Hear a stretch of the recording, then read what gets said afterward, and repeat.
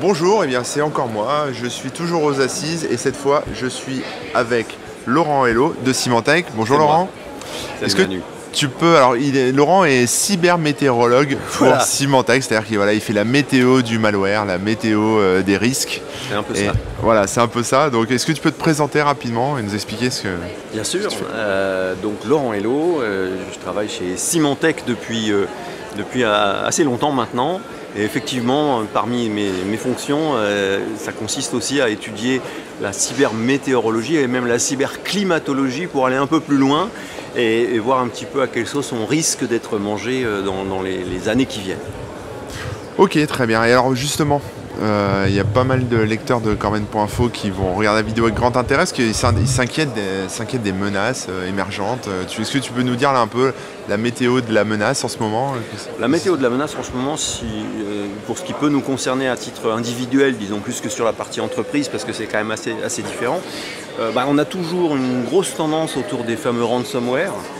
Donc même si la croissance a fléchi, on va dire depuis l'année dernière, il y a quand même encore un petit peu de croissance. Donc le principe du ransomware, je le rappelle, sauf si vous avez déjà été victime, c'est concrètement un logiciel malveillant qui va arriver sur vos machines, qui va crypter vos documents et qui va demander une rançon. Les cybercriminels vont demander une rançon pour ensuite éventuellement déchiffrer vos fichiers. Donc là, je rappelle qu'à toutes fins utiles, il y a quand même une technologie de pointe qui permet de se prémunir des ransomware, ça s'appelle des sauvegardes. Donc c'est un truc assez récent, ouais. D'accord, il faut bien le dire. Tout le monde ne maîtrise pas la sauvegarde, mais ça reste quand même très efficace contre le ransomware. Il y a des PME qui ont mis la clé sous la porte à cause de ça aussi. Exactement. Ouais. Donc la question que je vous pose à vous tous, Corbenautes, je ne sais pas si ça existe. Ouais, c'est ça, Corbeno. Bien vu. Vous avez des sauvegardes là vous êtes nickel dans vos sauvegardes. Tous. C'est pas tout de les faire, faut les vérifier après. Et voilà, il est fort. Et le deuxième élément qu'on voit déjà depuis un certain temps, c'est... on me fait des grands signes sur le côté, mais ça, c'est pas drôle. Non, le deuxième élément qu'on voit beaucoup en ce moment, c'est en fait ce qu'on appelle le crypto-jacking. Alors, vous avez tous entendu parler des crypto-monnaies, les trucs coin, etc. Tout ça, pour que ça fonctionne, pour que le principe de la blockchain fonctionne, il faut que quelque part, il y ait de la puissance CPU, il faut qu'il y ait de la puissance de calcul. Et comme il n'y a rien de centralisé, le principe c'est qu'il faut bien aller trouver cette puissance de calcul quelque part. Et oui. Et évidemment, si on peut la trouver sans la payer sur ta machine à toi, pas la tienne peut-être, mais sur ton téléphone, sur ton babyphone, parce que je sais que tu en as un, sur donc, tout ce qui peut éventuellement processer, c'est exactement ce qu'on appelle le crypto-jacking, c'est-à-dire des logiciels qui ne sont pas vraiment malveillants au sens qu'ils ne vont pas voler de données ou etc.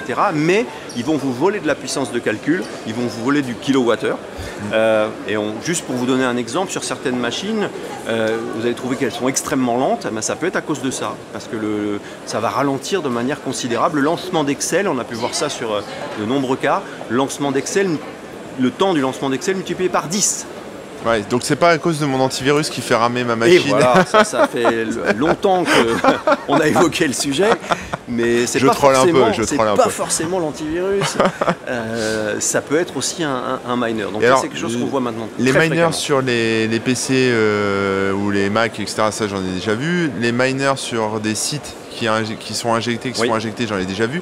Mais des miners sur des objets connectés, de l'IoT, j'en ai pas vu. Ça existe, ça? T'en as vu, toi? On a commencé à en voir quelques-uns, notamment sur des routeurs ou sur des caméras IP. Mais là, effectivement, pour avoir du... il faut du volume. Il faut du volume, mais je rappelle que un botnet comme Mirai qu'on voit réapparaître de temps en temps, on parle de centaines de milliers de routeurs ou de caméras IP, même s'il n'y a pas énormément de puissance de calcul, à un moment donné on va générer un truc coin ou une monnaie quelconque. D'accord. Donc ça c'est ce qu'on voit beaucoup aujourd'hui. On parlait des ransomware pour se protéger, effectivement il y a la vigilance et puis les sauvegardes. Et pour tout ce qui est crypto-jacking, pour se protéger, qu'est-ce qu'on peut faire? En fait ils sont détectés par un bon logiciel de sécurité performant, sachant que on appelle ça, alors le terme idoine, c'est PUA, Potentially Unwanted Application. Ah, c'est un peu comme les adware, ce genre de choses. Exactement, parce qu'on peut très bien avoir des utilisateurs qui ont accepté de tourner un miner sur leur machine pour pas avoir de pub sur un site, quoi tu faisais référence tout à l'heure par exemple. D'accord. Donc, mais on le détecte absolument sans aucun problème parce que ça a un fonctionnement qui est assez facile finalement à détecter. D'accord, ok. Pas d'autres choses en vue en ce moment? Je pense qu'il faut aussi insister sur le fait que vos téléphones ne sont pas des téléphones mais des petits ordis. Oui. Et qu'on voit beaucoup de choses arriver sur Android notamment, plus que sur iOS, pour les raisons qu'on connaît en termes d'ouverture, etc.